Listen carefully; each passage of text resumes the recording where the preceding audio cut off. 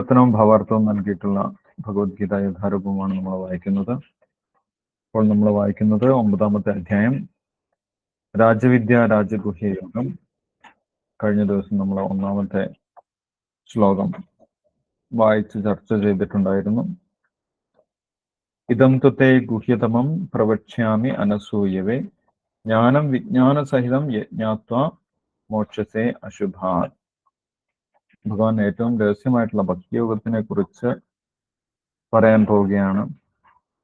ഭഗവാനിൽ അസൂയയില്ലാത്തവർക്ക് മാത്രം മനസ്സിലാകുന്നതാണ് അതിന്റെ ഫലവും. അത് മനസ്സിലാക്കി കഴിഞ്ഞാലുള്ള നേട്ടവും ഭഗവാൻ പറഞ്ഞു. യജ്ഞാത്വാ മോക്ഷസേ അശുഭാത്.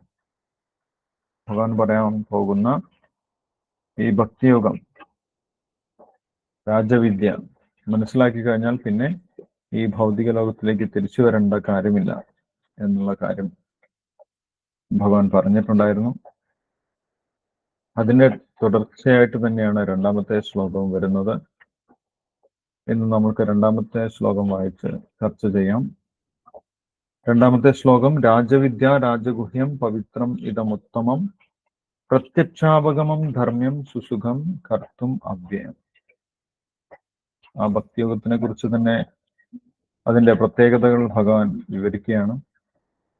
എന്താണെന്ന് നമുക്ക് നോക്കാം. ശ്ലോകത്തിന്റെ വിവർത്തനം ഭാവാർത്ഥം വായിച്ചോളൂ. ഭാവാർത്ഥം കുറച്ച് നീണ്ടതാണ്. 2-3 ഭക്തന്മാർക്ക് ഷെയർ ചെയ്തിട്ട് വായിക്കാം. 2-3 പാരഗ്രാഫ് ഓരോ ഭക്തന്മാരും വീതം വായിച്ചാൽ മതി.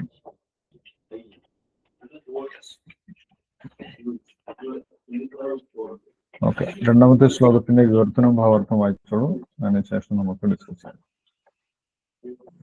ഹരേ കൃഷ്ണ.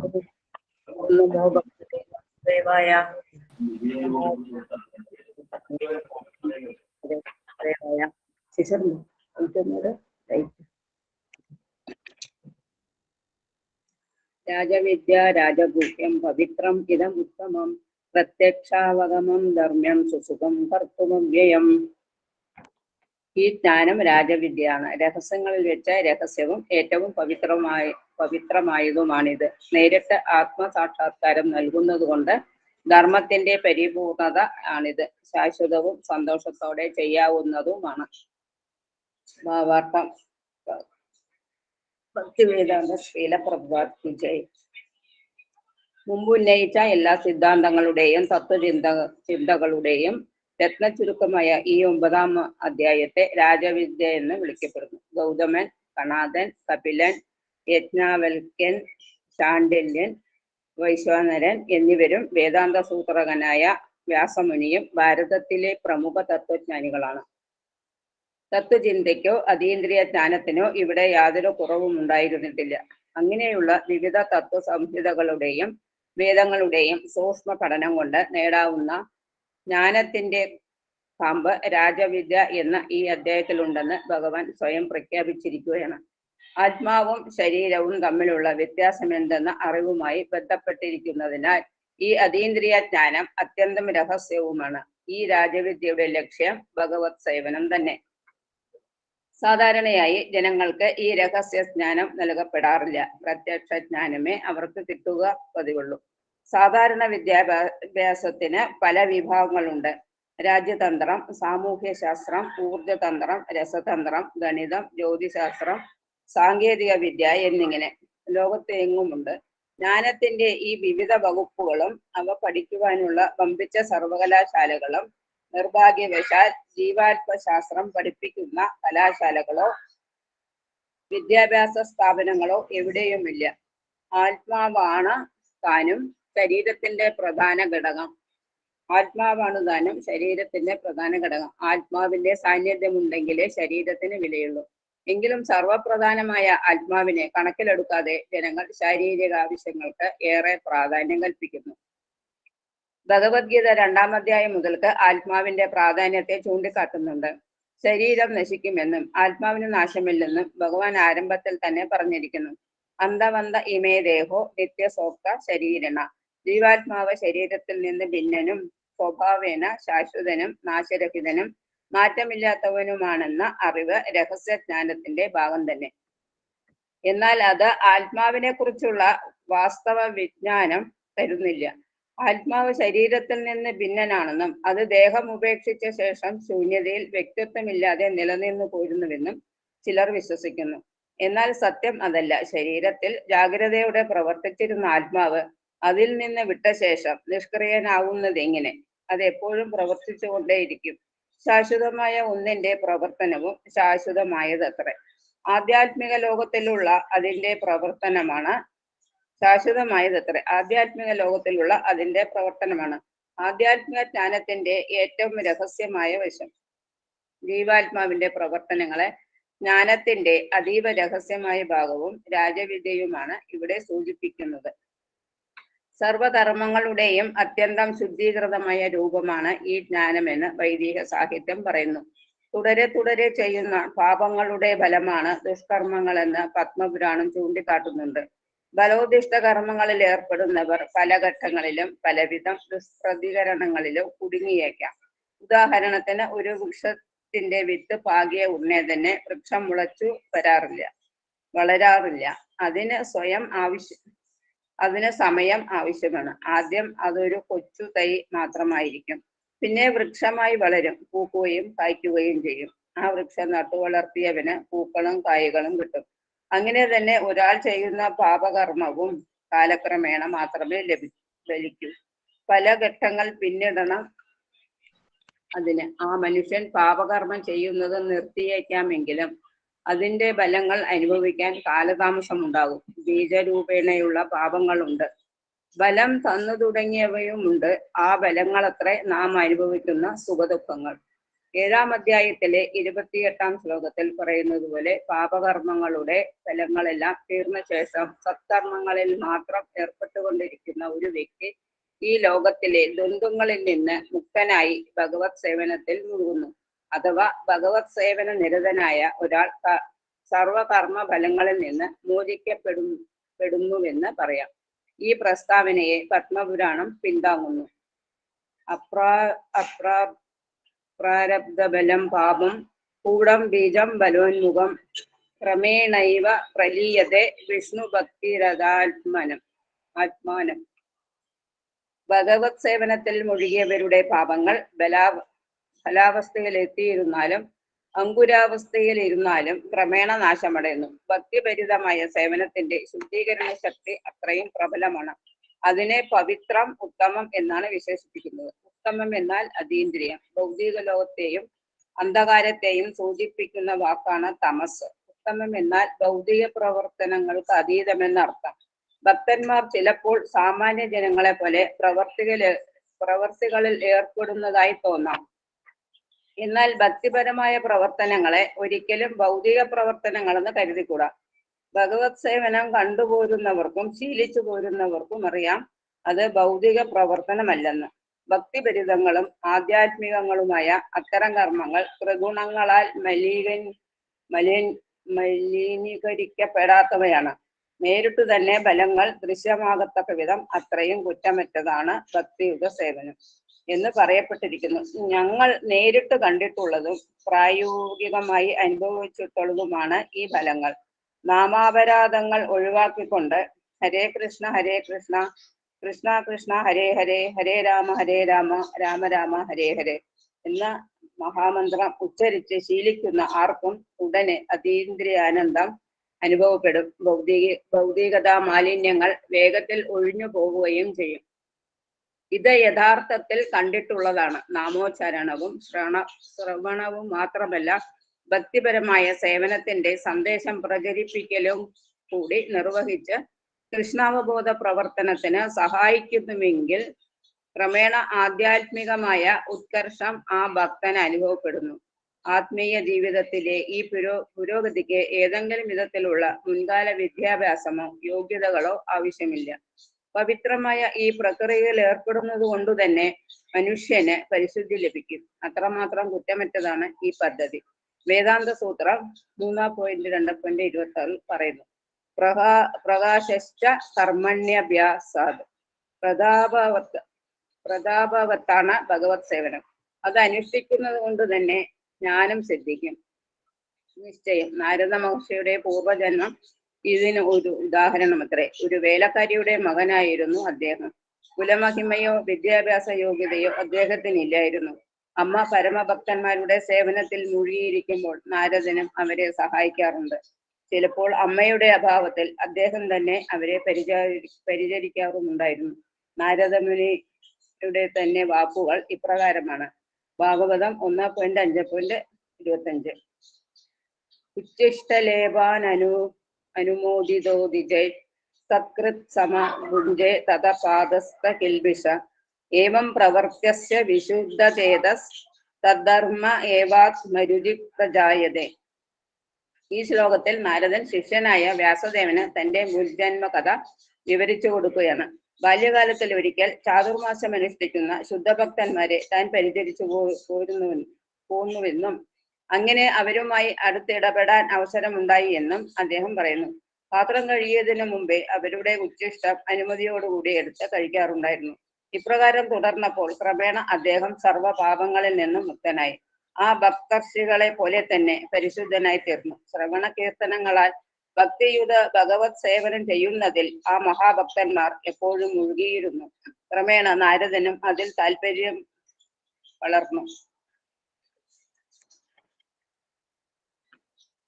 തത്രാന്വഹം കൃഷ്ണകഥ പ്രദായത മനുഗ്രഹേണ ശ്രവണം മനോഹര ഹാ ശ്രദ്ധയാ മേ അനുപദം വിശൃണുത പ്രിയ ശ്രവസ്യംഗ മമാഭ്ര.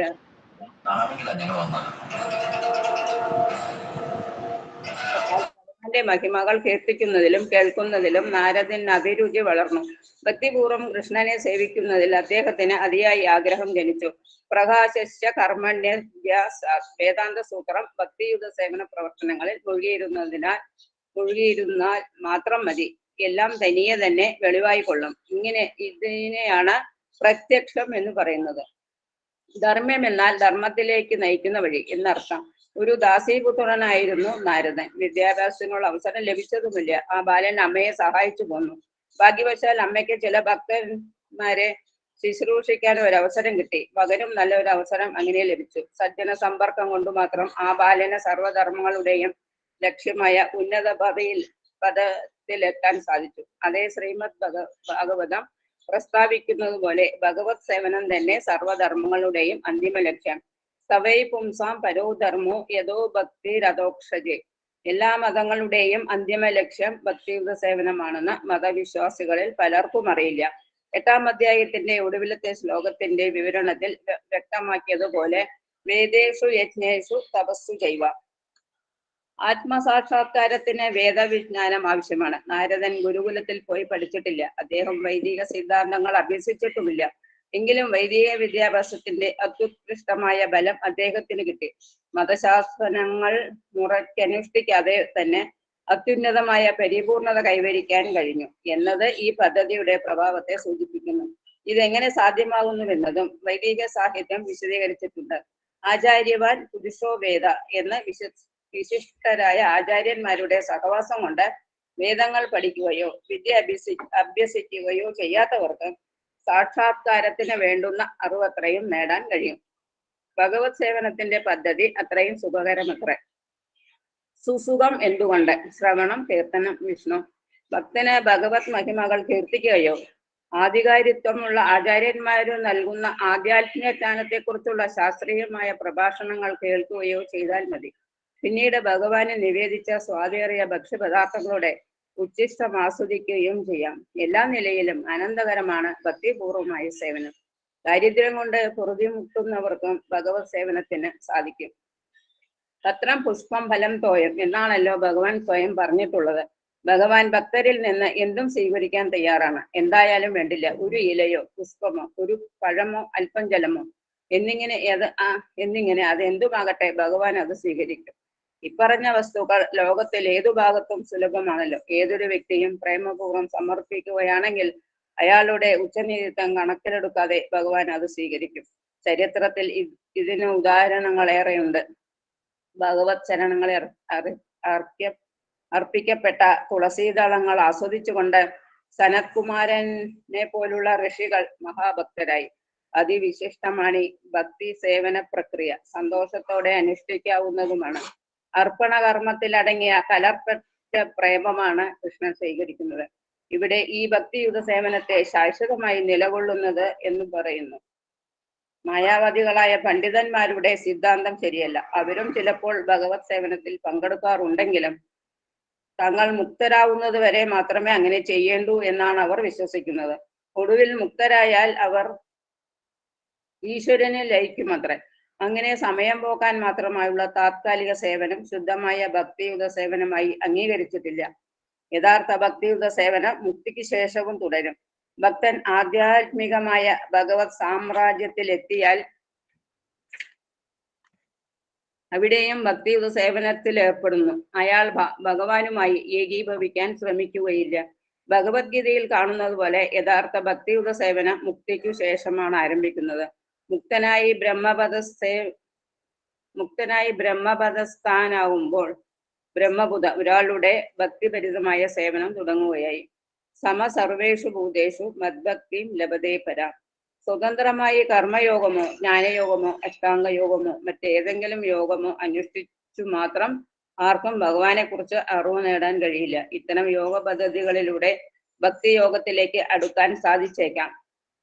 എന്നാൽ ഭക്തിയുത സേവനത്തിൽ ഏർപ്പെടാതെ ഭഗവാൻ ആരാണെന്ന് മനസ്സിലാക്കാൻ കഴിയില്ല. സാക്ഷാത്കാരം സിദ്ധിച്ച മഹാത്മാക്കളിൽ നിന്നും ശ്രീമദ് ഭാഗവതം, ഭഗവത്ഗീത മുതലായവ കേൾക്കുകയും ഭക്തിയുത ഭഗവത് സേവനം അനുഷ്ഠിക്കുകയും ചെയ്യുന്നത് വഴി പവിത്രത കൈവരിക്കുമ്പോൾ ഒരാൾക്ക് കൃഷ്ണശാസ്ത്രം അഥവാ ദൈവശാസ്ത്രം മനസ്സിലാക്കാൻ സാധിക്കുന്നു. ഇത് ശ്രീമദ് ഭാഗവതം ഊന്നി പറയുന്നുണ്ട്. ഏവം പ്രസന്ന മനസ്സോ ഭഗവത് ഭക്തിയോഗത ഭഗവത് തത്വവിജ്ഞാനം മുക്തസംഗസ്യ ജായതേ. ഹൃദയത്തിൽ നിന്ന് ക്ഷുദ്രഭാവങ്ങളെല്ലാം ഒഴിയുമ്പോൾ ഈശ്വരൻ ആരെന്ന് ഒരാൾക്ക് മനസ്സിലാക്കാൻ കഴിയും. ഈ ഭക്തിയുത സേവനത്തിന്റെ കൃഷ്ണബോധത്തിന്റെ പ്രക്രിയ അതിനാൽ സർവവിദ്യകളുടെയും രഹസ്യജ്ഞാനങ്ങളുടെയും രാജാവാകുന്നു. ധർമ്മത്തിന്റെ പവിത്രതമമായ രൂപമാണിത്. അതോടൊപ്പം സുഖമായി അനായാസമായി അനുഷ്ഠിക്കാവുന്നതും. അതുകൊണ്ട് ഏവരും അത് സ്വീകരിക്കണം. ഹരേ കൃഷ്ണ. ഹരേ കൃഷ്ണ പ്രഭു. ഹരേ കൃഷ്ണ. Thank you Sanjeevani Mataji. ഹരേ കൃഷ്ണ. ശ്രീല പ്രഭുപാദൻ നമ്മൾക്ക് മനസ്സിലാവുന്നതിന് വേണ്ടി വളരെ വിശദമായിട്ട് ഭാവാർത്ഥത്തിൽ ഓരോ വാക്കിന്റെയും വിശദീകരണം പറഞ്ഞു തന്നിട്ടുണ്ട്. ഈ ശ്ലോകത്തിൽ ഭഗവാൻ ഭക്തിയോഗത്തിനെ കുറിച്ചാണ് പറയുന്നത്. ഈ അധ്യായം തന്നെ ഭക്തിയോഗത്തിനെ കുറിച്ചാണ് പറയുന്നത്. ഏറ്റവും രഹസ്യമായിട്ടുള്ള ജ്ഞാനം ഭക്തിയോഗമാണെന്ന് കഴിഞ്ഞ ശ്ലോകത്തിൽ നിന്ന് നമ്മൾ മനസ്സിലാക്കി. 6-ാമത്തെ അധ്യായത്തിലും ഭഗവാൻ പറയുന്നുണ്ട് ഭക്തിയോഗമാണ് ഏറ്റവും ഉന്നതമായിട്ടുള്ള യോഗ പദ്ധതി എന്ന്. 6-ാമത്തെ അധ്യായത്തിന്റെ ധ്യാനയോഗത്തിന്റെ അവസാന ശ്ലോകത്തിൽ ധ്യാനയോഗം വിവരിച്ചതിന് ശേഷം ഭഗവാൻ പറയുന്നുണ്ട്. ഓർമ്മയുണ്ടോ ശ്ലോകം? യോഗിനാമപി സർവേഷാം മദ്ഗതേന അന്തരാത്മന. യോഗിനാമപി സർവേഷാം മദ്ഗതേന അന്തരാത്മന ശ്രദ്ധാവാൻ ഭജതേയോ യുമ സമേ യുക്തതമോ മത. ഭഗവാനെ ഭജിക്കുന്നതാണ് ഏറ്റവും വലിയ യോഗം, ഏറ്റവും ഉന്നതമായിട്ടുള്ള യോഗം എന്നവിടെ തന്നെ ഭഗവാൻ പറയുന്നുണ്ട്. അതിന്റെ അടുത്ത അധ്യായത്തിൽ ഭക്തിയോഗത്തിനെ കുറിച്ച് സൂചിപ്പിക്കുന്നുമുണ്ട്. ഇവിടെ 9-ാമത്തെ അധ്യായത്തിൽ ഭഗവാൻ നേരിട്ട് ഭക്തിയോഗത്തിനെ കുറിച്ച് പറയുകയാണ്. ആ ഭക്തിയോഗത്തിന്റെ പ്രത്യേകതകളാണ് ഈ ശ്ലോകത്തിൽ ഭഗവാൻ പറയുന്നത്. ഇത് രാജവിദ്യയാണെന്ന് പറയുന്നു. രാജവിദ്യ, രാജഗുഹ്യം, പവിത്രം, ഇതമുത്തമം. ഓരോ വാക്കിനും വിശദമായിട്ടുള്ള അർത്ഥം നമ്മൾ വായിച്ചു. പ്രത്യക്ഷാവഗമം, ധർമ്മ്യം, സുസുഖം, കർത്തുമഭ്യം. ഇതെല്ലാം ഭക്തിയോഗത്തിന് സൂട്ടബിൾ ആയിട്ടുള്ള വാക്കുകളാണ്. ഈ വാക്കുകളൊക്കെ ഓരോ വേർഡ്സും ഭക്തിയോഗത്തിനെ കുറിച്ചാണ് പറയുന്നത്. അതിൽ രാജവിദ്യയാണെന്ന് പറയുന്നത്. രാജവിദ്യ ഒരു വലിയ മഹത്തായ ഒരു സയൻസാണിത് എന്ന് പറയും. ഇതൊരു ഊഹാപോഹമൊന്നുമല്ല, ഇത് വിദ്യയാണ്. ഇത് ഏറ്റവും വലിയ എഡ്യൂക്കേഷനാണ് എന്ന് പറയും. എന്തുകൊണ്ടാണ് ഇത് ഏറ്റവും വലിയ എഡ്യൂക്കേഷൻ ആയത്, രാജവിദ്യയായത്, അല്ലെങ്കിൽ ഒരു മഹത്തായ ശാസ്ത്രമാണെന്ന് പറയുന്നത്? കാരണം ഒരു ജീവാത്മാവിന്റെ ഏറ്റവും ഉന്നതമായിട്ടുള്ള പ്രവർത്തനത്തിനെ കുറിച്ചാണ് ഈ ഭക്തിയോഗത്തിൽ പറയുന്നത്. ഒരു ജീവാത്മാവിന് പ്രവർത്തിക്കാൻ പറ്റുന്ന ഏറ്റവും ഉന്നതമായിട്ടുള്ള പ്രവൃത്തി, അതിനെക്കുറിച്ച് പറയുന്നത് കൊണ്ടാണ് ഇത് രാജവിദ്യ ആയത്. രാജവിദ്യ എന്ന് പറയുന്നു. ഇവിടെ ശിലപ്രഭാതര ഭാവാർത്ഥത്തിൽ പറയുന്നുണ്ട്, ജീവാത്മാവിന്റെ ആത്മീയ ലോകത്തിലുള്ള പ്രവൃത്തിയെ കുറിച്ചാണ് ഭക്തിയോഗം പറയുന്നത്. അല്ലെ, നമ്മൾ ഭക്തിയോഗത്തിൽ പ്രാക്ടീസ് ചെയ്യുന്ന കാര്യങ്ങളൊക്കെ ഈ ലോകത്തിൽ നമ്മൾ ചെയ്യേണ്ട പ്രവൃത്തി മാത്രമല്ല, ആത്മീയ ലോകത്തിൽ എത്തിയാലും തുടരുന്ന പ്രവൃത്തിയാണ്. ഭക്തിയുഗ സേവനത്തിൽ 9 പ്രക്രിയകൾ ഉണ്ടെന്ന് നമ്മൾക്കറിയാം, അല്ലെ? ശ്രവണം, കീർത്തനം, വിഷ്ണു സ്മരണം, അർച്ചനം, വന്ദനം, ദാസ്യം, സാഖ്യം, പാദസേവനം, ആത്മനിവേദനം. ഇങ്ങനെ 9 പ്രക്രിയകൾ ഭക്തിയുഗ സേവനത്തിലുണ്ട്. ഇതെല്ലാം ആത്മീയ ലോകത്തിൽ നടക്കുന്ന കാര്യങ്ങളാണ്. മുക്തി നേടി ഒരു വ്യക്തി ആത്മീയ ലോകത്തിലേക്ക് പോയാലും അവിടെയും ഇതെല്ലാം ചെയ്യുന്നുണ്ട്. ഒരു ജീവാത്മാവ് ചെയ്യേണ്ട ഏറ്റവും ഉന്നതമായിട്ടുള്ള പ്രവർത്തനമാണ് ആത്മീയ ലോകത്തിലും ചെയ്യുന്ന പ്രവർത്തനമാണ്. അതുകൊണ്ടാണ് ഇതിനെ രാജവിദ്യ എന്ന് പറയുന്നത്. ഒരു ജീവാത്മാവിന് ചെയ്യാൻ പറ്റുന്ന ഏറ്റവും ഉന്നതമായിട്ടുള്ള പ്രവൃത്തിയെ കുറിച്ചാണ് ഈ ഭക്തിയോഗം പറയുന്നത്, അല്ലെ? ശ്രവണം, കീർത്തനം, വിഷ്ണു സ്മരണം, അർച്ചനം, വന്ദനം, ദാസ്യം, സാഖ്യം, ആത്മനിവേദനം, പാദസേവനം. ഇതെല്ലാം എവിടെയും ചെയ്യുന്നുണ്ട്, എവിടെയും നടക്കുന്നുണ്ട്, ആത്മീയ ലോകത്ത് നടക്കുന്നുണ്ട്. അവിടെ ഭഗവാന്റെ ഭക്തന്മാർ ഭഗവാനെ കുറിച്ച് കേൾക്കുന്നുണ്ട്. അവർ സംസാരിക്കുന്നത് തന്നെ ഭഗവാനെ കുറിച്ചാണ്. ശ്രവണം നടക്കുന്നുണ്ട്, കീർത്തനവും നടക്കുന്നുണ്ട്. ഭഗവാനെ കുറിച്ചാണ് അവർ സംസാരിക്കുന്നത്. അവർക്ക് വേറെ സംസാര വിഷയമൊന്നുമില്ല. ഭൗതിക ലോകത്തിലെ കാര്യങ്ങളൊന്നും അവർ സംസാരിക്കുന്നില്ല. അവരാകെ സംസാരിക്കുന്നത് ഭഗവാനെ കുറിച്ചാണ്. ഭഗവാൻ ഇന്ന് എന്തൊക്കെയാണ് ചെയ്തത്,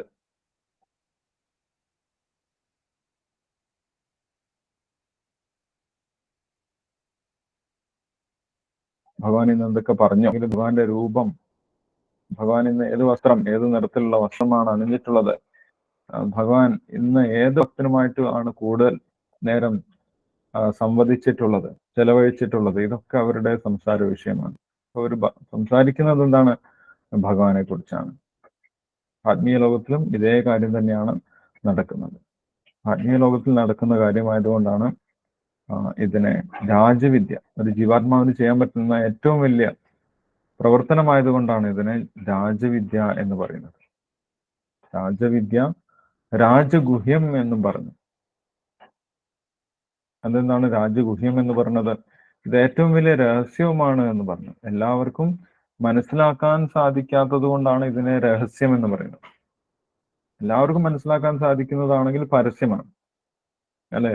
പരസ്യം എല്ലാവർക്കും മനസ്സിലാക്കാൻ സാധിക്കുന്നതാണ്. പക്ഷെ രഹസ്യം എല്ലാവർക്കും മനസ്സിലാക്കാൻ സാധിക്കാത്തതാണ്. രാജഗുഹ്യം ഇത് വളരെ രഹസ്യമാണ്, ടോപ്പ് മോസ്റ്റ് സീക്രട്ടാണ്. കാരണം എന്താണ്? ഭഗവാന്റെ ഭക്തന്മാർക്ക് മാത്രമേ ഇത് മനസ്സിലാവുകയുള്ളൂ. കഴിഞ്ഞ ശ്ലോകത്തിൽ തന്നെ പറഞ്ഞിട്ടുണ്ട്, ഇത് മനസ്സിലാക്കുന്നതിനുള്ള ക്വാളിഫിക്കേഷൻ, അർജുനന് ആ ക്വാളിഫിക്കേഷൻ ഉണ്ട്, അതുകൊണ്ട് ഞാൻ ഇത് പറഞ്ഞു തരുന്നു എന്ന് ഭഗവാൻ കഴിഞ്ഞ ശ്ലോകത്തിൽ തന്നെ പറഞ്ഞിട്ടുണ്ട്, അല്ലെ? ആ ക്വാളിഫിക്കേഷൻ എന്താണെന്ന് ഓർമ്മയുണ്ടോ? യെസ്, അനസൂയവേ. ഭഗവാനെ അതേപടി അംഗീകരിക്കുന്നു അർജുനൻ. അർജുനന് ഭഗവാനോട് യാതൊരുവിധ അസൂയമില്ല. പ്രവക്ഷ്യാമി അനസൂയവേ. ഇപ്പൊ ഭഗവാനോട് അസൂയ ഇല്ലാത്തവർക്ക് മാത്രമേ ഇത് മനസ്സിലാവുകയുള്ളൂ. ഭഗവാനിൽ വിശ്വാസമില്ലാത്തവർക്കോ അല്ലെങ്കിൽ ഭഗവാനെ അംഗീകരിക്കാത്തവർക്കോ, ഭഗവാനോട് അസൂയ വെച്ച് പുലർത്തുന്നവർക്കോ ഇതൊരിക്കലും മനസ്സിലാവുകയില്ല. അപ്പൊ ഈ ലോകത്തിൽ വളരെ കുറച്ച് ആളുകൾക്ക് ഇത് മനസ്സിലാവുള്ളൂ. കാരണം ഭഗവാൻ ശ്രീകൃഷ്ണനെ അതേപടി പരമപുരുഷനായിട്ട് അംഗീകരിക്കുന്ന ആളുകൾ വളരെ കുറവാണ് സാധാരണഗതിയിൽ. അതുകൊണ്ട് എല്ലാവർക്കും ഈ കാര്യം ഭക്തിയുത സേവനം ഏറ്റെടുക്കാൻ സാധിക്കുന്നില്ല. അതുകൊണ്ട് തന്നെ ഇതെന്തായി മാറി? ഇത് രഹസ്യമായിട്ട് മാറി. ഇത് എത്ര പബ്ലിഷ് ചെയ്തു കഴിഞ്ഞാലും ഇത് രഹസ്യമായിട്ട് തന്നെ ഇരിക്കും. കാരണം എന്താണ്? എല്ലാവർക്കും ഇത് സ്വീകരിക്കാൻ സാധിക്കുകയില്ല. രാജഗുഹ്യം ഏറ്റവും വലിയ രഹസ്യമാണ്. അതിന് ക്വാളിറ്റി ഉള്ളവർക്ക് മാത്രമേ അത് സ്വീകരിക്കാൻ സാധിക്കുകയുള്ളൂ. ഭഗവാനെ കുറിച്ച് മനസ്സിലാക്കാൻ ഭക്തന്മാർക്ക് മാത്രമേ സാധിക്കുള്ളൂ എന്ന് ഭഗവാൻ മറ്റു പല സ്ഥലത്തും പറയുന്നുണ്ട്, അല്ലെ? ഭക്ത്യാമാമ വിജാനാദി പുരുഷസ പരം പാർത്ഥ ഭക്ത്യാ ത്വനന്യ. ഭക്തി കൊണ്ട് മാത്രമേ പരമപുരുഷനായിട്ടുള്ള ഭഗവാനെ മനസ്സിലാക്കാൻ സാധിക്കുള്ളൂ എന്ന് ഭഗവാൻ പറയുന്നുണ്ട്. അപ്പൊ ഭക്തി സ്വീകരിക്കുന്നവര് വളരെ കുറവായതുകൊണ്ട് ഇതെന്താണ്, രാജഗുഹ്യമായിട്ടിരിക്കും. ഭൗതിക ലോകത്ത് ഇത് രാജഗുഹ്യമാണ്, ഏറ്റവും വലിയ രഹസ്യമാണ്, എല്ലാവർക്കും മനസ്സിലാക്കാൻ സാധിക്കുകയില്ല. രാജവിദ്യ, രാജഗുഹ്യം, പവിത്രം. ഈ ഭഗവാന്റെ സേവനം, ഭക്തിയുത സേവനം, ശ്രവണം, കീർത്തനം, വിഷ്ണു സ്മരണം, അർച്ചനം, വന്ദനം, ദാസ്യം, സാഖ്യം, പാദസേവനം, ആത്മനിവേദനം, ഇങ്ങനെയുള്ള ഈ ഭക്തിയുത സേവന പ്രക്രിയകള് എന്താണ്, പവിത്രമാണ് എന്ന് പറയുന്നു. പവിത്രം, പവിത്രം എന്ന് പറഞ്ഞു കഴിഞ്ഞാൽ ശുദ്ധീകരിക്കുന്നത് എന്നാണ് അർത്ഥം. ഇതിന് വലിയ ശുദ്ധീകരണ ശക്തിയുണ്ട്. ഇതുകൊണ്ട് മാത്രം ഒരു വ്യക്തി ശുദ്ധീകരിക്കപ്പെട്ട ഏറ്റവും ഉന്നത നിലവാരത്തിലെത്തും. അതിന്റെ ഉദാഹരണമാണ് നാരദ മഹർഷിയുടെ ഉദാഹരണം ശ്രീല പ്രഭുപാദർ പറഞ്ഞിട്ടുള്ളത്. പവിത്രം, ഈ ഭക്തിയുത സേവനം പവിത്രമാണ്. നമ്മൾ വേറെ ഒന്നും ചെയ്യേണ്ട ആവശ്യമില്ല. ഈ ഭക്തിയുത സേവനത്തിൽ ഏതെങ്കിലും ഒന്ന് ചെയ്താൽ മതി, നമ്മൾ പൂർണ്ണമായിട്ടും ശുദ്ധരായിട്ട് മാറും. ക്ഷിപ്രം ഭവതി ധർമാത്മാ ശാന്തിം നിഗച്ഛതി കൗന്ദേയ പ്രതിജാനിഹി നമേ ഭക്ത പ്രണശ്യതി എന്ന് ഭഗവാൻ പറയുന്നുണ്ട്. ഭഗവാന്റെ ഭക്തൻ എത്രയും പെട്ടെന്ന് ശുദ്ധരായിട്ട് മാറും. ക്ഷിപ്രം ഭവതി ധർമാത്മാ, അവര് ധർമാത്മാക്കളായിട്ട് മാറും. കാരണം ഈ ഭക്തിയുത സേവനത്തിന്, ഈ പ്രക്രിയയ്ക്ക് അത്രയും ശക്തിയുണ്ട്, ശുദ്ധീകരണ ശക്തിയുണ്ട്. ആ ശുദ്ധീകരണ ശക്തി ഉള്ളത് കൊണ്ടാണ് ഈ പ്രക്രിയയ്ക്ക് പവിത്രം എന്ന് പറയുന്നത്. പവിത്രം, ഭഗവാനെയും പവിത്രം എന്ന് പറയാറുണ്ട്. അതായത് പാപങ്ങൾ ബാധിക്കാത്തതാണ് പവിത്രം. ദോഷങ്ങളൊന്നും ബാധിക്കാത്ത വ്യക്തി, പാപങ്ങൾ ബാധിക്കാത്ത വ്യക്തി, അങ്ങനെയുള്ള വ്യക്തിയെയാണ്, അല്ലെങ്കിൽ അങ്ങനെയുള്ള കാര്യത്തിനെയാണ് നമ്മൾ പവിത്രം എന്ന് പറയും. പവിത്രം, ശുദ്ധീകരിക്കുന്നത് എന്നാണ് പവിത്രം എന്നുള്ള വാക്കിന്റെ അർത്ഥം. ഇപ്പൊ ഭഗവാനും പവിത്രമാണ്. കാരണം എന്താണ്, ഭഗവാനെ ഒരു പാപവും ബാധിക്കുന്നില്ല. ഭഗവാൻ എത്ര വലിയ ഭൗതിക ലോകത്തിൽ നമ്മൾ തെറ്റാണെന്ന് കരുതുന്ന കാര്യം ചെയ്താൽ പോലും അത് പാപമല്ല, അതും ശുദ്ധമായിട്ടുള്ള പ്രവൃത്തിയാണ്. ഭഗവാൻ എന്ത് ചെയ്തു കഴിഞ്ഞാലും അത് പവിത്രമാണ്, അല്ല? അതുപോലെ ഭഗവാന്റെ സേവനവും എന്തു തന്നെയാണ്, പവിത്രമാണ്.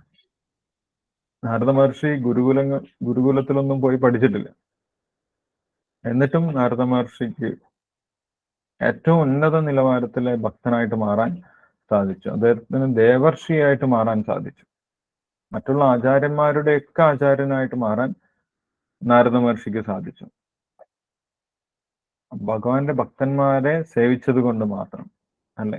പാദസേവനം, അവർക്ക് പാദസേവനം ചെയ്തു, അവര് കഴിച്ചതിന്റെ പ്രസാദത്തിന്റെ ഉച്ഛിഷ്ടം കഴിച്ചു, അവരെ സേവിച്ചു. അവരെ സേവിച്ചത് കൊണ്ട് മാത്രം നാരദ മഹർഷി ഏറ്റവും ശുദ്ധനായിട്ടുള്ള വ്യക്തിയായിട്ട് മാറി, ഏറ്റവും ഉന്നത നിലവാരത്തിലുള്ള ഭക്തനായിട്ട് മാറി.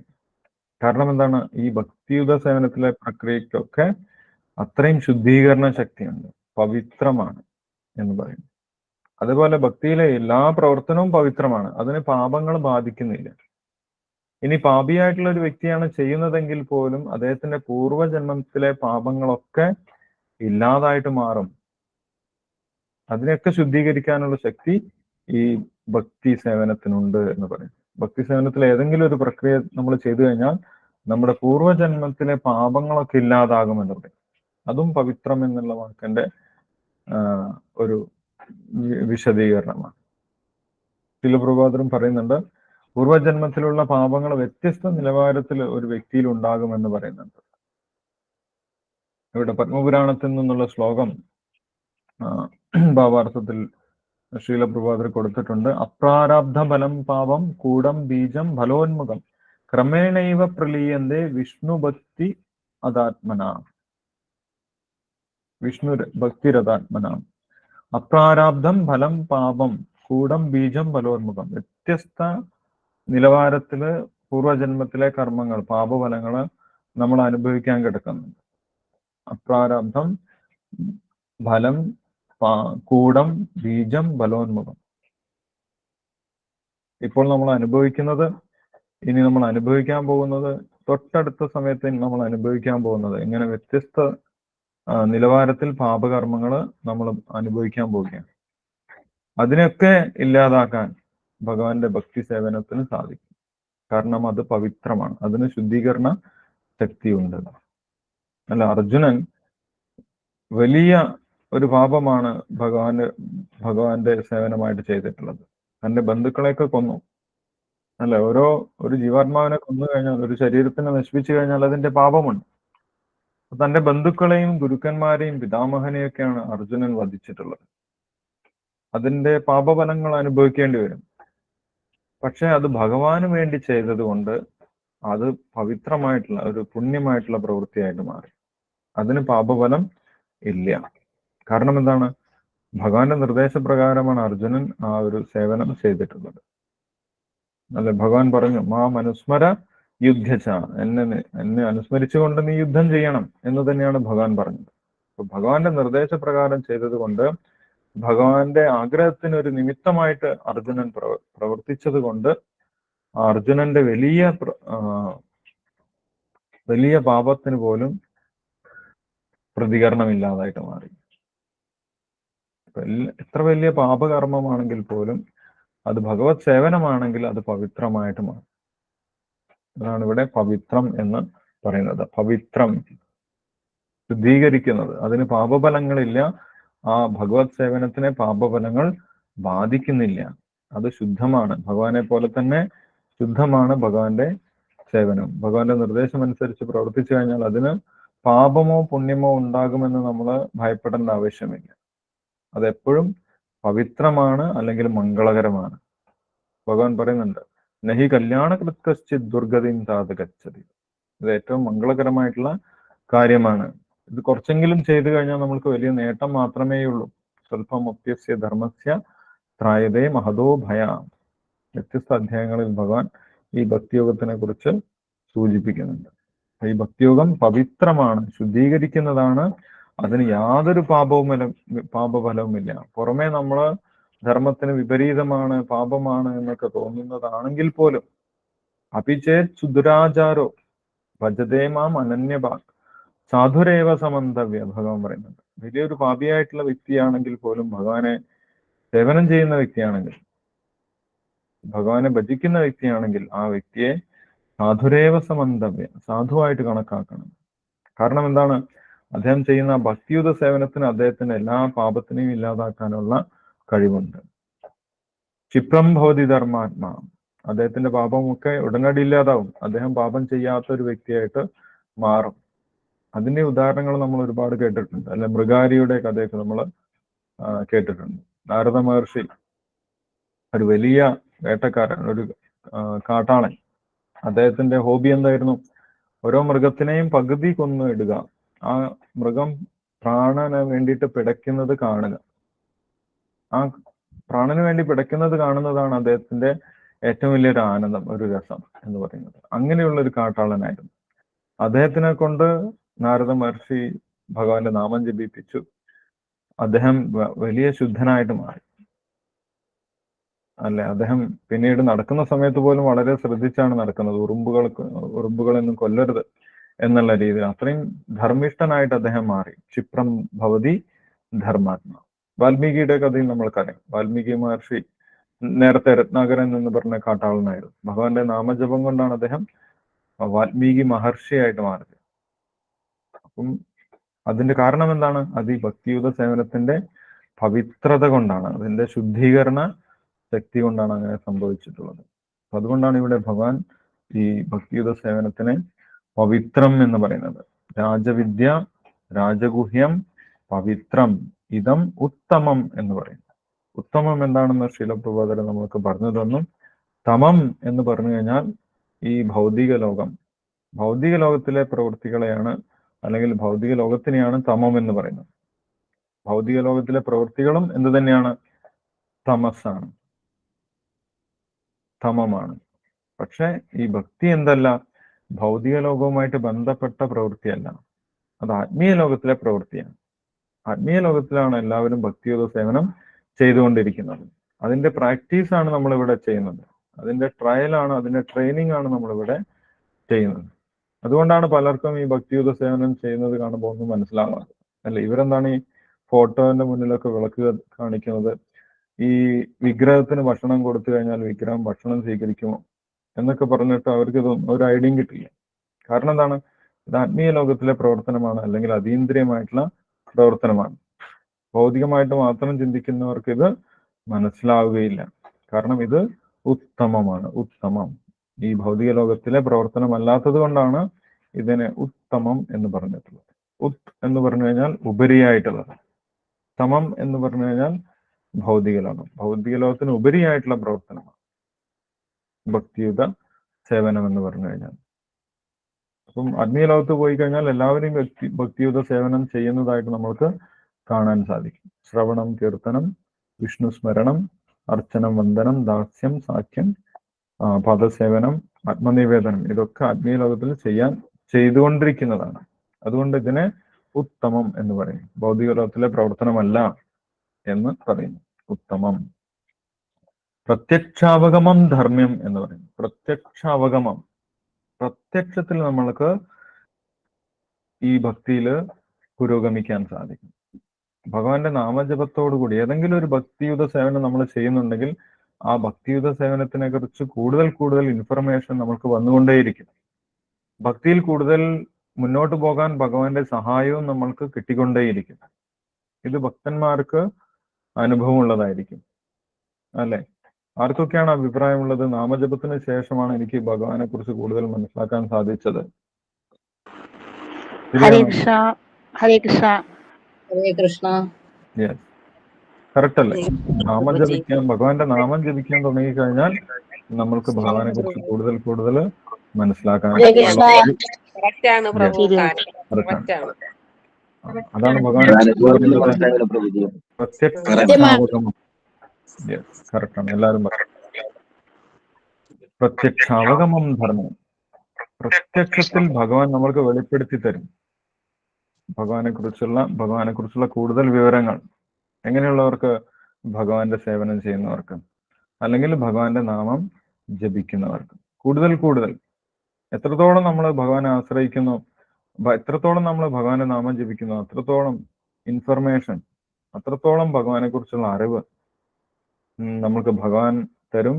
കൂടുതൽ ഭക്തി ചെയ്യാനുള്ള അവസരവും ഭഗവാൻ നമ്മൾക്ക് നൽകും, അല്ല? ഭക്തിയുത സേവനം നമ്മൾക്ക് നൽകും ഭഗവാൻ. പ്രത്യക്ഷത്തിൽ നമ്മൾക്ക് മനസ്സിലായി, എവിടുന്നാണെന്ന് അറിയില്ല, നമുക്ക് അതിനുള്ള സാഹചര്യങ്ങളുണ്ടാവും. കൂടുതൽ ഭഗവാനെ കുറിച്ച് അറിയാൻ, ശരിയായിട്ടുള്ള രീതിയിൽ ഭഗവാനെ കുറിച്ച് അറിയാനുള്ള മാർഗങ്ങളും ഉണ്ടായിക്കൊണ്ടേയിരിക്കും. അത് ഭക്തിയുത സേവനത്തിന്റെ ഒരു പ്രത്യേകതയാണ്. അതുകൊണ്ടാണ് ഇവിടെ ഭഗവാൻ പറഞ്ഞത് പ്രത്യക്ഷ അവഗമം. നമ്മുടെ ഉള്ളില് ഭഗവാൻ വെളിപ്പെടുത്തി തരും. ഇത് ഭഗവാൻ ഇനിയും പറയുന്നുണ്ട്. എന്താണ് പറയുന്നത്? തേഷാം സതതയുക്താനാം ഭജതാം പ്രീതിപൂർവകം ദദാമി ബുദ്ധിയോഗം തം ഏനമാം ഉഭയാന്തിതേ. ഒരു വ്യക്തി സന്തോഷത്തോടുകൂടി എന്നെ ഭജിക്കുന്നുണ്ടെങ്കിൽ ആ വ്യക്തിക്ക് തന്നെ കുറിച്ചുള്ള അറിവ്, ഭഗവാനെ കുറിച്ചുള്ള അറിവ്, കൂടുതൽ അറിവ് ഭഗവാൻ തന്നെ നൽകും. ഹൃദയത്തിലിരുന്ന് ഭഗവാൻ നൽകും എന്ന് പറയുന്നുണ്ട്. അതുകൊണ്ടാണ് ഇതിനെ പ്രത്യക്ഷാവഗമം എന്ന് പറയുന്നത്. നമ്മൾ ഭജിക്കും തോറും ഭഗവാനെ കുറിച്ചുള്ള അറിവ് നമ്മൾക്ക് വെളിപ്പെട്ട് കിട്ടും. ഇത് ശരിയാണ്, ഇത് സത്യമാണ് എന്ന് നമ്മൾക്ക് ബോധ്യപ്പെടും, അല്ല? അതിൽ യാതൊരു സംശയമില്ല. നമ്മുടെ സംശയങ്ങളൊക്കെ മാറിക്കിട്ടും. ഇതൊരു ശാസ്ത്രമാണ്, ഇത് വെറുതെ പറയുന്നതല്ല എന്ന് നമ്മൾക്ക് വളരെ കൃത്യമായിട്ട് ബോധ്യപ്പെടും.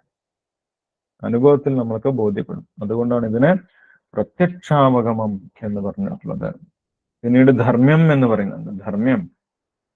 ധർമ്മ്യം എന്ന് പറഞ്ഞു കഴിഞ്ഞാൽ യഥാർത്ഥ ധർമ്മത്തിലേക്ക് നമ്മളെ എത്തിക്കുന്നതാണ് ഈ ഭക്തിയുത സേവനം. ഈ ഭക്തിയുത സേവനം തന്നെയാണ് ഏറ്റവും വലിയ ധർമ്മം എന്ന് ഭാഗവതത്തിൽ പറയുന്നുണ്ട്, അല്ലെ? ശ്രീലപ്രഭാതര ശ്ലോകം എടുത്തു പറയുന്നുണ്ട്. ഭാഗവതത്തിലുള്ള ശ്ലോകം എന്താണ്? സവൈ പുംസാം പരോധർമ്മോ യഥോ ഭക്തി അധോക്ഷജയം. ഏറ്റവും പരമമായിട്ടുള്ള ധർമ്മം സവൈ പുംസാം പരോധർമ്മം. ഒരു മനുഷ്യന് ചെയ്യാൻ പറ്റുന്ന ഏറ്റവും വലിയ ധർമ്മം. നമ്മൾ ധർമ്മം ചെയ്യാന്നൊക്കെ പറയുന്നുണ്ട്, അല്ലെ? ധർമ്മം ചെയ്യാന്ന് പറഞ്ഞിട്ട് നമ്മൾ എന്ത് ചെയ്യും? എന്തെങ്കിലും പുണ്യപ്രവൃത്തി ചെയ്യും. പക്ഷെ ഏറ്റവും ഉന്നതമായിട്ടുള്ള ധർമ്മം എന്താണ് എന്ന് എല്ലാവർക്കും അറിയില്ല എന്ന് ശ്രീലപ്രഭാതർ പറയുന്നു. ഭാഗവതത്തിൽ പറയുന്ന ഏറ്റവും വലിയ ധർമ്മം എന്താണ്? യഥോ ഭക്തി അധോക്ഷജൻ. അധോക്ഷജനായിട്ടുള്ള ഭഗവാൻ. അധോക്ഷജൻ എന്ന് പറഞ്ഞു കഴിഞ്ഞാൽ ആരാണ്? ഭഗവാൻ ശ്രീകൃഷ്ണന്റെ മറ്റൊരു പേരാണ് അധോക്ഷജൻ. ഭഗവാനെ പെട്ടെന്ന് നമുക്ക് പ്രത്യക്ഷത്തിൽ കാണാൻ സാധിക്കാത്തത് കൊണ്ടാണ് അധോക്ഷജൻ എന്ന് ഭഗവാന് പേര് ലഭിച്ചിട്ടുള്ളത്. ആ അധോക്ഷജനായിട്ടുള്ള ഭഗവാന്റെ ഭക്തി, ഭഗവാന് ഭക്തിയുത സേവനം ചെയ്യുക എന്നുള്ളതാണ് ഏറ്റവും പരമമായിട്ടുള്ള ധർമ്മം എന്ന് ഭാഗവതത്തിൽ പറയുന്നുണ്ട്. സവൈ പുംസാം പരോധർമ്മ, പരമമായിട്ടുള്ള ധർമ്മം, ഏറ്റവും ഉന്നതമായിട്ടുള്ള ധർമ്മം. ആ ധർമ്മത്തിലേക്ക്, ശുദ്ധഭക്തിയിലേക്ക് നമ്മളെ എത്തിക്കുന്നതാണ് ഈ ഭക്തിയുത സേവനം, ഭക്തി പ്രാക്ടീസ് എന്ന് പറയും. ഇത് ധർമ്മമാണ്, ഏറ്റവും ഉന്നതമായിട്ടുള്ള ധർമ്മം, നമ്മൾ ചെയ്യേണ്ട ഏറ്റവും ഉന്നതമായിട്ടുള്ള ധർമ്മം. എല്ലാവർക്കും ധർമ്മിഷ്ഠരാകാൻ ആഗ്രഹമുണ്ടാവും. ഞാൻ മോറലാണ്, അല്ലെങ്കിൽ ഞാൻ തെറ്റൊന്നും ചെയ്യുന്നില്ല. നമ്മൾ തീരെ തെറ്റ് ചെയ്യാതെ ഏറ്റവും ഉന്നതമായിട്ടുള്ള ധർമ്മിഷ്ഠരായിട്ട് മാറണമെങ്കിൽ നമ്മൾ എന്ത് ചെയ്താൽ മതി? ഭഗവാന്റെ ഭക്തി ചെയ്താൽ മതി. ക്ഷിപ്രം ഭവതി ധർമാത്മാ. ഭക്തി ചെയ്തു കഴിഞ്ഞാൽ നമ്മൾ ഏറ്റവും ധർമാത്മാക്കളായിട്ട് മാറും. ധർമ്മ്യം എന്ന് പറയും. ധർമ്മ്യം എന്ന് പറഞ്ഞു കഴിഞ്ഞാൽ യഥാർത്ഥ ധർമ്മത്തിലേക്ക് നമ്മളെ എത്തിക്കുന്നതാണ് ഈ സേവന കർമ്മം എന്ന് പറയുന്നത്, ഭഗവാന്റെ ഭക്തി എന്ന് പറയുന്നത്. ധർമ്മ്യം പ്രത്യക്ഷാവഗമം ധർമ്മ്യം സുസുഖം കർത്തും അവ്യയം എന്ന് പറയുന്നത്. സുസുഖം, ഭഗവാൻ പറയുന്നു, ഇത് വളരെ ഈസിയാണ് ചെയ്യാൻ വേണ്ടിയിട്ട്.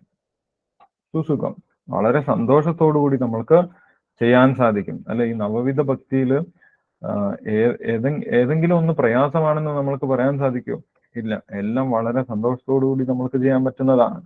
ശ്രവണം, അല്ലെ, ഭഗവാനെ കുറിച്ച് കേൾക്കുന്നത് ഭക്തന്മാർക്ക് വളരെ ഇഷ്ടമാണ്. ശ്രവണം, ഭഗവാന്റെ കഥകൾ കേൾക്കുന്നത്, ഭഗവാൻ എന്തൊക്കെയാണ് പറഞ്ഞു തന്നത് എന്ന് കേൾക്കുന്നത്, ഇതൊക്കെ ഭക്തന്മാർക്ക് ഇഷ്ടപ്പെട്ട കാര്യമാണ്.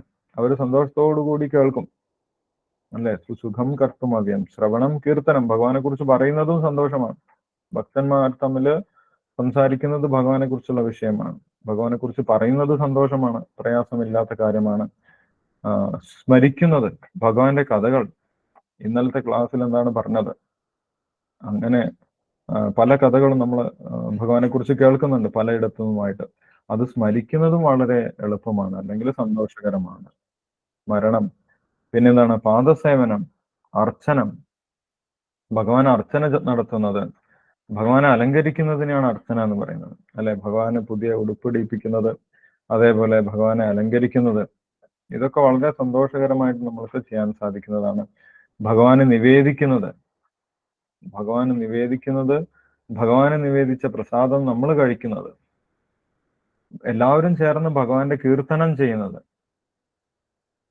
നമ്മൾക്ക് നല്ല മ്യൂസിക് ഒക്കെ ഉപയോഗിക്കാം, നല്ല സംഗീതത്തോടു കൂടി നമ്മൾക്ക് ഭഗവാന്റെ നാമം ജപിക്കാം, ഡാൻസ് ചെയ്യാം. അല്ലെ, ആളുകൾ നൃത്തം ചെയ്യുന്നതായിട്ട് കാണുന്നുണ്ട് കീർത്തനം ചെയ്യുന്ന സമയത്ത്. ഇതൊക്കെ സന്തോഷം കൊണ്ടാണ്. ഇങ്ങനെ ഭഗവാന്റെ ഭക്തിയുത സേവനത്തിൽ 9 സേവനങ്ങളും വളരെ സന്തോഷപൂർവം നമ്മൾക്ക് ചെയ്യാൻ സാധിക്കുന്നതാണ്. അല്ല, അതുകൊണ്ട് ആ സന്തോഷമുള്ളത് കൊണ്ടാണ് നമ്മൾ ദിവസവും നമ്മൾക്ക് ചെയ്യാൻ സാധിക്കുന്നത്. ഭഗവാന്റെ സേവനം ദിവസവും നമ്മൾ കേൾക്കുന്നത്, ദിവസവും നാമം ജപിക്കുന്നതൊക്കെ അതിൽ ഒരു രുചിയുള്ളത് കൊണ്ടാണ്, സന്തോഷമുള്ളത് കൊണ്ടാണ്. വലിയ തപസ്യയായിട്ട് നമ്മൾ വളരെ പ്രയാസപ്പെട്ട് ചെയ്യേണ്ടതല്ല ഭക്തി എന്ന് പറയുന്നത്, വളരെ സന്തോഷപൂർവം ചെയ്യേണ്ടതാണ് എന്ന് പറയുന്നത്. ഭഗവാനും പറയുന്നുണ്ട്, തേഷാം സതതയുക്ത നാം ഭജതാം പ്രീതിപൂർവകം, വളരെ പ്രീതിയോടുകൂടി സന്തോഷത്തോടുകൂടി. ആരുടെ നിർബന്ധത്തിന് വഴങ്ങിയിട്ടല്ല നമ്മൾ ഭക്തി ചെയ്യുന്നത്. ആരും ഭക്തി ചെയ്യാൻ നമ്മളെ നിർബന്ധിക്കുന്നില്ല. പക്ഷെ നമ്മുടെ ഉള്ളിൽ സന്തോഷമുള്ളത് കൊണ്ടാണ് നമ്മൾ അതൊക്കെ ചെയ്യുന്നത്. സുഖം, വളരെ സുഖമാണ്, വളരെ സന്തോഷത്തോടു കൂടി ചെയ്യാൻ സാധിക്കുന്നതാണ് ഈ ഭക്തിയുത സേവനം എന്ന് പറയുന്നത്. സുസുഖം കർത്തും അവ്യയം എന്ന് പറയും. അവ്യയം, ഇതൊരിക്കലും നശിക്കുന്നതല്ല. ഈ ഒരു ഭക്തിയുത സേവനം നമ്മൾ കുറച്ചെങ്കിലും ചെയ്തിട്ടുണ്ടെങ്കിൽ നമ്മുടെ എല്ലാ ജന്മങ്ങളിലും ഇതിന്റെ ഫലം നമ്മുടെ കൂടെ തന്നെ ഉണ്ടാവും. അല്ലെ, ഒരു പ്രാവശ്യം ഹരേ കൃഷ്ണ എന്ന് ജപിച്ചു കഴിഞ്ഞാൽ അതിനൊരു ഫലമുണ്ട്. ആ ഫലം ഒരിക്കലും നമ്മളെ വിട്ടുപോകുന്നില്ല. അത് നമ്മുടെ കൂടെ പെർമനന്റ് ആയിട്ട്, നമ്മുടെ പെർമനന്റ് ബാങ്ക് ബാലൻസ് ആയിട്ട് ഓരോ ഭക്തിയുത സേവനവും നമ്മുടെ കൂടെ ഉണ്ടാവും. കാരണം എന്താണ്? ഭഗവാൻ ഒരിക്കലും മറവിയില്ല, ഭഗവാൻ ഒന്നും മറക്കുന്നില്ല. അല്ലെ 4-ാമത്തെ അധ്യായത്തിൽ ഭഗവാൻ പറഞ്ഞിട്ടുണ്ടായിരുന്നു, ബഹൂനിമേ വിധീതാനി ജന്മാനി തപച്ചാർജുന അന്യഹം വേദ സർവാണി നത്തം വേദപരം തമ. ഒരിക്കലും മറവില്ലാത്ത ഒരേ ഒരു വ്യക്തി ഭഗവാനാണ്. ബാക്കി എല്ലാവരും മറന്നു പോകും കാര്യങ്ങളൊക്കെ. പ്രളയം ഉണ്ടാകുന്ന സമയത്തോടുകൂടി ബ്രഹ്മാവിന്റെ ഓർമ്മശക്തിയും നഷ്ടപ്പെട്ടു പോകും. ബ്രഹ്മാവ് ശരീരം മാറും. അപ്പൊ ബ്രഹ്മാവിന്റെ പോലും ഓർമ്മശക്തി നഷ്ടപ്പെട്ടു പോകും. ഒരിക്കലും ശരീരം മാറാത്തത് ഭഗവാനാണ്. അപ്പൊ ഭഗവാൻ എന്തെങ്കിലും സേവനം ചെയ്തിട്ടുണ്ടെങ്കിൽ ആ ഭഗവാൻ ഒരിക്കലും അത് മറക്കുന്നില്ല. അല്ലെ, ഭഗവാൻ വൃന്ദാവനത്തില് കൃഷ്ണലീല ചെയ്യുന്ന സമയത്ത് കുരങ്ങന്മാർക്കൊക്കെ ആദ്യം വെണ്ണ കൊടുക്കും. മറ്റു കൂട്ടുകാർക്ക് കൊടുക്കുന്നതിന്റെ മുന്നേ കുരങ്ങന്മാർക്ക് കൊടുക്കും. അപ്പൊ അവര് ചോദിക്കും, എന്താണ് ആദ്യം കുരങ്ങന്മാർക്ക് കൊടുക്കും? ഇവരാണ് എന്നെ സഹായിച്ചത്. ഞാൻ ശ്രീരാമചന്ദ്ര ഭഗവാനായിട്ട് വന്ന സമയത്ത് ഇവർക്ക് യുദ്ധം ചെയ്യാൻ അറിയാഞ്ഞിട്ട് പോലും അവര് എന്നെ പല വിധത്തിൽ സഹായിച്ചു. അവര് മരം കൊമ്പുകൊണ്ടും കല്ലും ഒക്കെ എടുത്തിട്ട് യുദ്ധം ചെയ്ത് എന്നെ സഹായിച്ചു. അപ്പൊ അത് ഞാൻ ഒരിക്കലും മറക്കുന്നില്ല എന്ന് ഭഗവാൻ പറയും. നമ്മൾ എന്തെങ്കിലും സേവനം ചെയ്യുകയാണെങ്കിൽ ആർക്ക് തന്നെ ചെയ്യണം? അത് ഭഗവാന് വേണ്ടി ചെയ്യണം. കാരണം ഭഗവാൻ നമ്മുടെ സേവനമൊന്നും ഒരിക്കലും മറക്കുന്നില്ല. അതുകൊണ്ട് ഈ ഭക്തിയുത സേവനം എന്താണ്? അവ്യയമാണ്. സുസുഖം കർത്തും ചെയ്യാൻ സാധിക്കുന്നതാണ്. കർത്തും എന്ന് പറഞ്ഞു കഴിഞ്ഞാൽ നമ്മൾക്ക് ചെയ്യാൻ സാധിക്കുന്നതാണ്, പ്രാക്ടിക്കലാണ്, അവ്യയവുമാണ്. ഒരിക്കലും അതിന്റെ റിസൾട്ട് നശിക്കാത്തതാണ് എന്ന് പറയുന്നത്. അപ്പൊ ഇത്രയും കാര്യങ്ങൾ ഈ ഒരു ശ്ലോകത്തിൽ തന്നെ ഭക്തിയുത സേവനത്തിനെ കുറിച്ച് ഭഗവാൻ പറഞ്ഞു. അല്ല, അതിന് വിശദീകരിച്ച് ഭാവാർത്ഥത്തിൽ ശ്രീലപ്രഭാതർ പറയുന്നുണ്ട്. നമ്മൾ വീണ്ടും വീണ്ടും ഭാവാർത്ഥം വായിക്കുമ്പോൾ നമ്മൾക്ക് കൂടുതൽ അതിന്റെ ഇൻഫർമേഷൻ കിട്ടും. ഈ ഭക്തിയുത സേവനത്തിനെ കുറിച്ച് എന്തൊക്കെയാണ് ഈ ശ്ലോകത്തിൽ ഭഗവാൻ പറഞ്ഞത്? അത് രാജവിദ്യയാണ്, രാജഗുഹ്യമാണ്, പവിത്രമാണ്, ഉത്തമമാണ്, പ്രത്യക്ഷാവഗമമാണ്, ധർമ്മ്യമാണ്, സുസുഖമാണ്, അവ്യയമാണ്. ഇത്രയും കാര്യങ്ങൾ ഭഗവാൻ ഇവിടെ പറയുന്നുണ്ട്. ഹരേ കൃഷ്ണ. നമ്മൾക്ക് ഇപ്പോൾ വായിച്ച ശ്ലോകത്തിൽ എന്തെങ്കിലും സംശയങ്ങൾ ഉണ്ടെങ്കിൽ ഡിസ്കസ് ചെയ്യാം. സമയം ലേറ്റ് ആയിട്ടുണ്ട്. പ്രഭു, ഈ നാമ അപരാധം എന്താണ്? നാമ അപരാധം എന്ന് പറഞ്ഞ അങ്ങനെ എന്താണെന്ന് പറഞ്ഞു തരൂ. യെസ്, നാമാപരാധമില്ലാതെ ജപിക്കണമെന്ന് പറയുന്നുണ്ട്. 10 നാമാപരാധങ്ങളെ കുറിച്ച് പറയുന്നുണ്ട്. നാമം ജപിക്കുമ്പോൾ നമ്മൾ നാമത്തിനോട് ചില തെറ്റുകൾ ചെയ്യാതിരിക്കണം എന്ന് പറയുന്നത്. അതെ, ആ നാമത്തിനോട് ചെയ്യുന്ന തെറ്റുകളെയാണ് നാമാപരാധം എന്ന് പറയുന്നത്. അത് 10 നാമാപരാധങ്ങളെ കുറിച്ച് പറയുന്നുണ്ട്. അല്ലെ, മറ്റു നാമങ്ങൾ, ദേവതമാരുടെ നാമങ്ങൾ അല്ലെങ്കിൽ ബ്രഹ്മാവിന്റെയും അല്ലെങ്കിൽ ശിവന്റെയും ഒക്കെ നാമം ഭഗവാന്റെ നാമത്തിന് തുല്യമായിട്ട് കരുതുന്നത് ഒരു നാമാപരാധമാണ്. ഭഗവാന്റെ നാമവും മറ്റ് ദേവതമാരുടെ നാമവും തുല്യമാണ് എന്ന് കരുതുന്നത് നാമാപരാധമാണ്. അതേപോലെ നാമത്തിനെ നമ്മൾ നാമത്തിന് കുറിച്ച് വ്യാഖ്യാനങ്ങൾ, ഭൗതികമായിട്ടുള്ള വ്യാഖ്യാനങ്ങൾ ഉണ്ടാക്കുന്നത് നാമാപരാധമാണ്. നാമം ജപിക്കുന്നു എന്നുള്ള പേരിൽ പാപങ്ങൾ ചെയ്യുന്നത് നാമാപരാധമാണ്. നാമം ജപിച്ചിട്ടും നമ്മൾ ഭൗതിക സങ്കല്പങ്ങൾ വെച്ച് പുലർത്തുന്നത് നാമാപരാധമാണ്. ഇങ്ങനെ 10 നാമാപരാധങ്ങളെ കുറിച്ച് ശാസ്ത്രങ്ങളിൽ പറയുന്നുണ്ട്. നമ്മുടെ പുസ്തകങ്ങളിലുമുണ്ട്. അല്ലെ, വൈഷ്ണവഗീതം, അതേപോലെ കൃഷ്ണാബോധം വഴികാട്ടി, ഇതിലൊക്കെ നാമാപരാധത്തിനെ കുറിച്ച് വിശദീകരിച്ച് പറയുന്നുണ്ട്.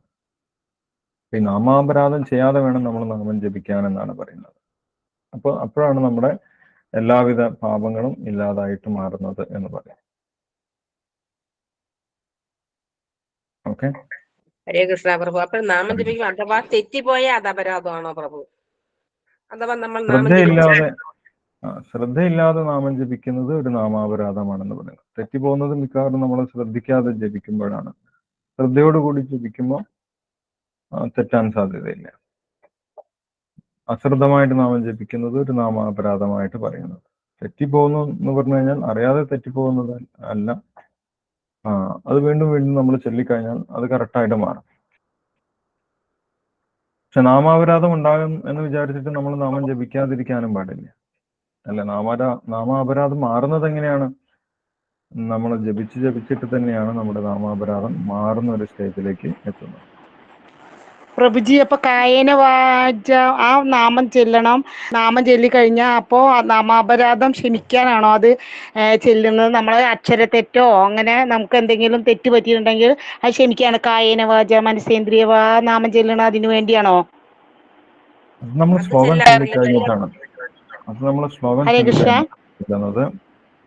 നാമം ആ ജപിച്ചു കഴിഞ്ഞിട്ട് നമ്മൾ പഞ്ചതത്വ മന്ത്രമാണ് ചെല്ലുന്നത്. ജയ ശ്രീ